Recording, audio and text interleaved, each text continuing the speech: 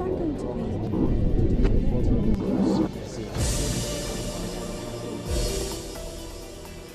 It's a nation that rose from the world's oldest desert, where vast red dunes in southern Africa meet the Atlantic Ocean. Namibia has a long history of struggling for liberation. The Portuguese first explored it in the 1400s, Germany ruled it in the late 1800s, and South Africa seized it during World War I under a League of Nations mandate. The Republic of Namibia gained independence in 1990 after more than 20 years of war. According to the World Bank, progress towards reaching inequality has been slow, and Namibia remains one of the world's most unequal countries. Yet that could change given the recent discovery of an estimated 1 billion barrels of oil off its coast. But could oil prove more of a curse than a blessing? We will find out as Namibia's president, Hage Geingob, talks to Al Jazeera. President Hage Geingob, President of the Republic of Namibia, thank you very much for talking to Al Jazeera. Namibia recently struck oil off the coast of the country, something that's expected to bring billions in investments and is sort of a game changer, according to many people. How excited are you? The discovery of oil, the green hydrogen issues are now making Namibia to be on the top shelf of the world. I was in Brussels. I had to see everybody, nearly every leader, you know, the king, the prime minister, that. So that's what Namibia is now, it seems. So discovering of oil, discovering of concept of green hydrogen are things we must be kind of careful about. Not to get excited, not to think now manna is now on earth. It will take a long time first to sell. It's true, it may help us to develop our country, but oil has been a curse in many countries. So since we are the last ones to get it, and since we are talking with those who are involved, as I've done, as equals, we hope that we are going to have a win-win situation from that. Your predecessor, President Bohamba, was quoted a while ago saying, oil is the only thing we lack in this country. You've got all the other minerals, diamond, gold, copper, and cattle, so many sheep. How will oil specifically help transform the economy of Namibia? I wouldn't say oil specifically will do that. Firstly, it's not our oil. Money is going to go out to those who discovered it. We'll have our royalties and so on. So it will not be a big thing. We had gold, as we are saying. We have diamonds. We don't see a big difference. It still goes outside in a raw form. Its value is added outside, jobs created outside, technology transferred. So we hope that we have good friends we have, that there must be some kind of value addition in the country. That's the only way you can say there will be more jobs created, and then the money will be paid, salaries, and that way money will stay in the country. But before that, we cannot celebrate. Tell us about the process of, first of all, the search for oil, and then how you settled on Total and Shell. Let me tell you what I like about what happened. I am saying that we are the third wave of African leaders. First wave of African leaders were those extraordinary people, Kwame Nkrumah, Mzee Kenyatta. Those were extraordinary personalities who had kind of, we look at them as gods. They told us to wake up to free ourselves. Now, second wave of African leaders were caught up in a Cold War confusion, and therefore were having coups, military coups, one-party states, and so on. Not our own ideology or our own views. Third wave leaders are coming through constitutional means. Elections are the requirement. Whether elections are perfect or not, no election is perfect. But we come through elections, processes, systems, and institutions. And I will be told, yeah, but there were coups and so on, right? It isn't. Yes, there were reversals. But when that happens, who is the one who is taking action? It's the Africans, it's the AU, it's the ECOWAS, it's SADC. So that's why I say we are in charge, we want to be in charge of our own destiny. By deciding and correcting our mistakes, But we are a third wave African leaders who have to go through processes, systems, and institutions, and term limits also for those who are elected directly. Now, to tell you the truth, there are some people, when they come to invest, who like to see the president. And I tell them, don't see the president, you must see the ministers. It's a process, a system, it's an institution. And I will tell you, I didn't know about even Qatar's involvement in oil search. I was told when they discovered the oil. Of course, we are a little bit wary about it because we had that kind of experience in the past. We were excited there's going to be oil, and so on, and there was nothing. So we were a little bit cool, only to be told properly that there is oil. So don't get excited. I told them, don't get excited, cool it, and let's see how we're going to discuss with those who discovered oil, what will be the benefits that will accrue to Namibians from that discovery. Now, Namibia will join a long list of African countries that are oil producing very soon. So therefore, no big deal.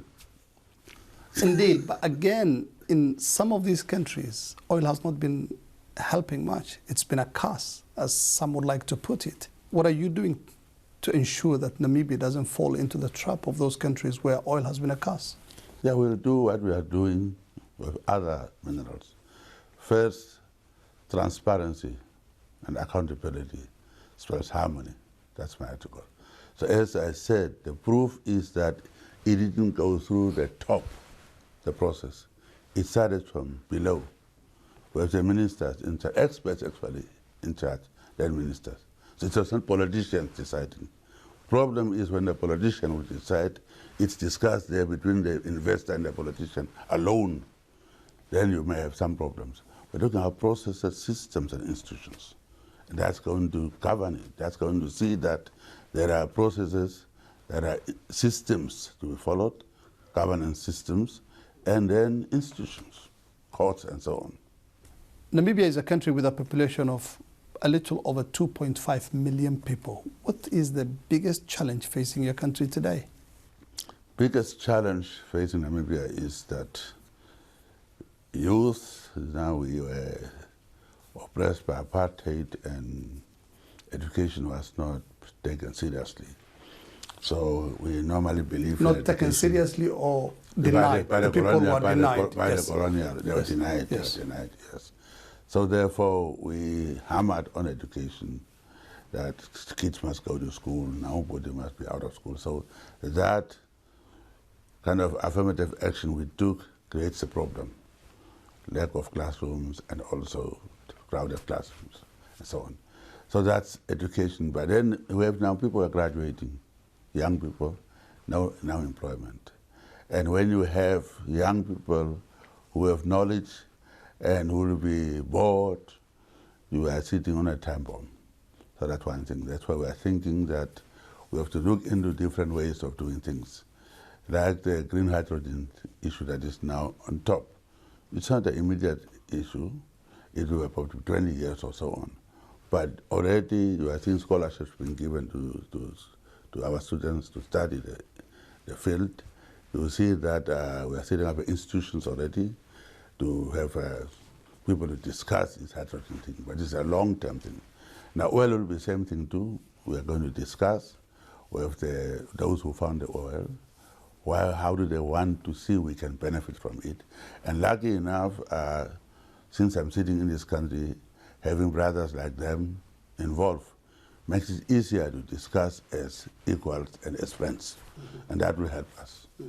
Also to gain from them, from their own experience. We're talking as brothers. Indeed. Mr. President, Namibians were not only denied education by the colonialists, first the Germans and then later on the apartheid regime of South Africa. They were also denied land. Most of the land is in the hands of the white minority in Namibia. You've been carrying out a number of activities, including the land reforms, trying to buy back land and give it to the people. It's not working, is it? Well, firstly, let me tell you how the 5 Western countries came into Namibia's independence process. When Angola and Mozambique got independence, they thought communism is one. But they decided where their kith and kin are, in Zimbabwe, Namibia, and South Africa. They must come in to kind of direct the process so that they can protect their kith and kin. So the issue of constitutional principles that they drafted were not regarding land as land. There is no mention of land in our constitution except chiefs administering their land. It was made to be a property, so that the property of person cannot just be taken away from them under our constitution. So that was done that it is a property, not land. And therefore it becomes a very difficult thing, and under our constitution, just to grab the land. Yeah, we can. Until today? Until today. In the constitution? Yeah, constitution is our constitution. Why don't you repeal it? Why don't you? We spera. You have to go with time. It's true, land per se doesn't make you rich. I have a farm. I had it for 20 years. You can sit there and starve also on that farm. We try to buy land to resettle our people. We spend a lot of money. But if you don't train them how to use that land, it doesn't help. So the idea is to utilize the land. Or let me also ask you, if everybody is in towns, they have jobs, are they going to ask for land? If they are properly employed, they have income. It's a question of income, it's a poverty. So if we can address poverty wholesalely, maybe it will help. But land, some people are using it now as a right that to belong to my country. But how about Windhoek? There's a land of some other people too who are living there. So things have moved on. But definitely we are addressing it in a proper way, where it is fair also to those whites whom we are reconciling with. We said, we made peace. We were at war, by the way. It was a difficult situation. Mm-hmm. So we had to reconcile. Now we are telling them we have political power. That we have used, that we are now reconciled at political level. Also, not only land, other businesses, you must also reconcile with us at economic level. So the second phase, we call it, our former President Nyoma coined it to say second phase of our struggle.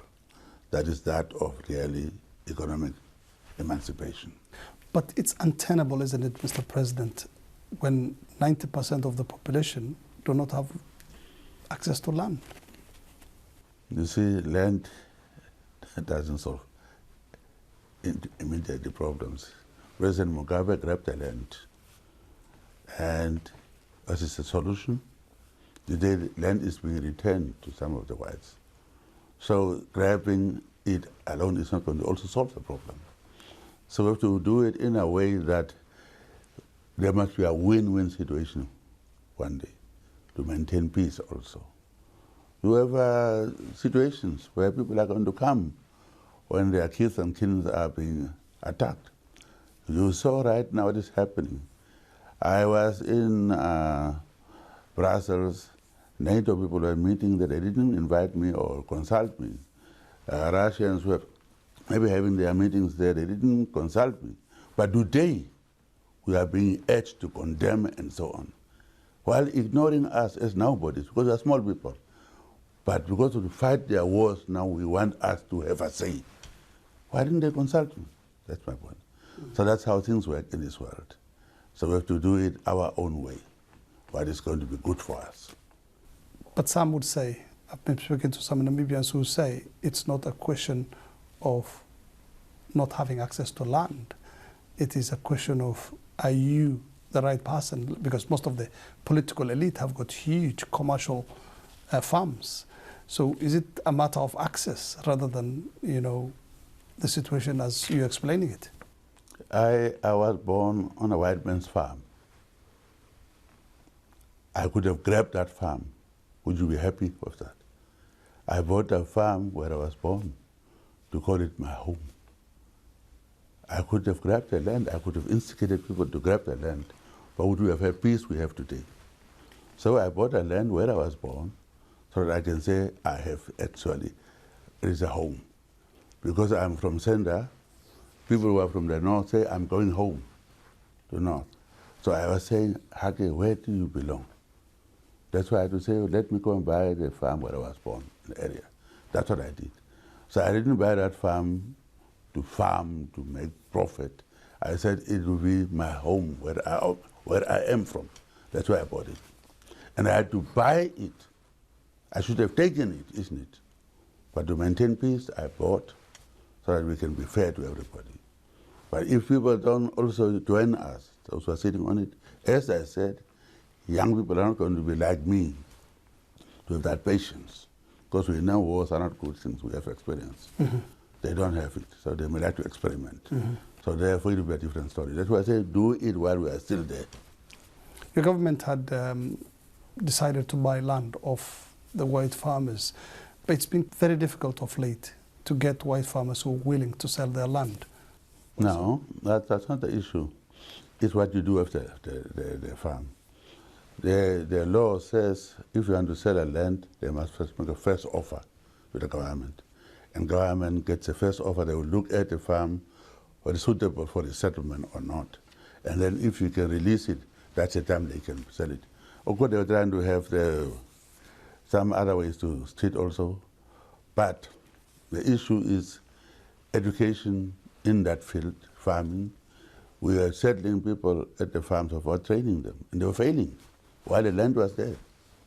So we were trying to review that process. Let's talk about Namibia as a country endowed with resources. It's where the desert meets the sea, and its breathtaking beauty and tourism and all the wildlife. How is tourism coming along? The last I knew was 1 million visitors. Any increase in the number of tourists recently? It was 1.7, but with this enemy that came to visit us also, it went down. It's picking up now again. I'm told somebody was just reporting to me. What enemy is that? Yeah, it is uninvited COVID-19. Yes. That's an uninvited enemy, which changed when we were trying to plan, I think this way, I call them independent intervening variable. We had planned with these variables we had and trying to go this way, and all of a sudden this independent intervening variable called COVID-19 came in, changed completely our trajectory. So there's been a reduction in the number of tourists coming to the country? Of course, everywhere in the world, so tourists couldn't travel. Yeah. So obviously it went down, but I'm saying it's starting to pick up now. Yeah. Somebody was just a Nigerian who told me, I was at the coast, it was full. So recently your government announced plans to sell through an auction, 170 elephants. Why is that? And who were the elephants sold to? See, people own things proper. It's a kind of a capitalistic country. Mm-hmm. Now, if somebody has elephants at their farms, they are selling it, but we control it. Our 180, I don't know where you got that figure from. It's all over the news. Well, and animal protection groups are up in arms saying... How did they take it away? So who did you see them? Did you see them being taken away? How did they transport them? No, they've been captured as we speak. Are they being transported? By who? And where to? Exactly, that's what I want to know from you. You are the one who was telling me that. I'm telling you it's not the case. So you know it, so tell me, who is catching... Are you saying there have been no sale of elephants? If they sell, they have a right to sell it. It's their property. But it's the heritage of the people of Namibia. It's heritage because we saved it. Europeans don't have those things. They killed theirs. The British are telling me about lions. Do they have lions in Britain? We have them. We have preserved them. There are many, therefore we can do what we want to do with it. They tell us, you are just like them. They don't have elephants and lions in their countries. But they want to come and teach people who have preserved that resource. Let's talk about the issue of Namibia's education. The first university established years after independence. Not years. Immediately after, there were Immediately after independence. There were no universities whatsoever. And we have already about 4 universities. So we've done a great job. Education is not a problem to us. Mm-hmm. It's a question of jobs to create after education. I said it already. Mm-hmm. They're doing very well. And girls are more in graduating classes. Mm-hmm. So how is that going? And again, with this big number of graduates, how are they getting? I mean, of course, they're not getting enough jobs, and they have to create jobs. So you are tooled, and you have to just start work. Everybody has to retool. They knew what we are going into. So therefore, you are given the tools. You have to create jobs too. Environment must be created for you. Education is created for you, given to you. You must also use that to create your own jobs. Everywhere.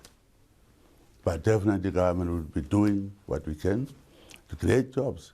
We talked earlier about investment like the discovery of oil. It will create more jobs. What we're talking about green already, about green hydrogen, we already know about there will be 30,000 jobs created one day. So those are the things we are creating. Mm-hmm. And people have to also have their own jobs. So how is the issue of dealing with poverty again? Because we've been hearing, just to add on to the issue of many poor people, the resettlement programs not working well. Politics, I hear that in Kenya, I hear that opposition will say something. It's politics. You can't tell me there are no poor people in Kenya or in America. I live in America. Of course, there's poverty. I was in Harlem, so that's a big deal. One party has led Namibia since independence. It's not a coup. Mm-hmm. It's not a coup. We have democratic system there, as I said. It's through elections. So what's your problem? Where are the other parties? What? Go and ask them. If you can tell me you are a one-party state, you are a dictator, you don't, then we can I didn't talk. say that. So if people are electing me, what is your problem? We lost some seats just recently, and I say executives controlling. I said, no, once you can get more seats, you'll stop the executive. There is a proper democracy in Namibia, free and fair elections. So what's your problem? You don't want free and fair elections? No, it's not for me to say. So what's your problem? The first three presidents of Namibia are all from then you can see the freedom. Already 3 presidents. Yes. Whereas some countries, 100 years, is 1 president. Let me finish That's the question. The difference. Let me finish the question, Mr. President. The first 3 presidents of Namibia are all from, the freedom fighting days and the struggle. So what? You punish them for fighting to free the country? I'm finishing the question. Yeah, I'm also answering. Are we going to get a new generation of What is your Namibian problem leaders? of that? Namibians will do that. It's democracy. What do you want now? To just bring you to come and take over? People have elections. You must question, are your elections free and fair? Now, if people are electing, what is your problem? People are going to decide how people are free. They're not oppressed. Mm-hmm. Now, single generation is jailed in Namibia. Those are the things to talk about, which you have in your countries, in America even. We are number 1 in Africa, come to freedom of press. We are number 7 in the world. Some big countries, we beat them. Those are the things, those are the people who are exposing, they will be causing you to have accountability. And free press is number 1. We have that. We don't talk about that. I thought you would talk about it. Good things you don't talk about, huh? Free press in Africa has been there for a long time. You ought to be proud of that. And if that is the case, and if democratically people are electing us, what is your problem? What is your problem? Anybody's problem, actually. Mm-hmm. To me, countries like America have one-party state. Republicans and Democrats, how do they differ ideologically? Personalities only. And they have been in power. There are no socialists ruling in America. Did you ask them about that? So if elections, people are voting for you, what's your problem? You have democracy in America, as I told you in the beginning. So the fact that we are there, freedom fighters, we fought, by the way, to free the country. Mm-hmm. Suffered. Ended up in a refugee camp? Yeah, everywhere. I was everywhere. We suffered. And same Nyoma we're talking about, they suffered. Yeah, the founding fathers. So they fought for that country, not to be questioned that you are ruling still. And you brought democracy there, where people are electing free and fair elections. For the 7th one now that's coming. So if that is happening, what will be the concern of anybody outside? Mm-hmm. President Hage Geingob, thank you for talking to Al Jazeera. Thank you.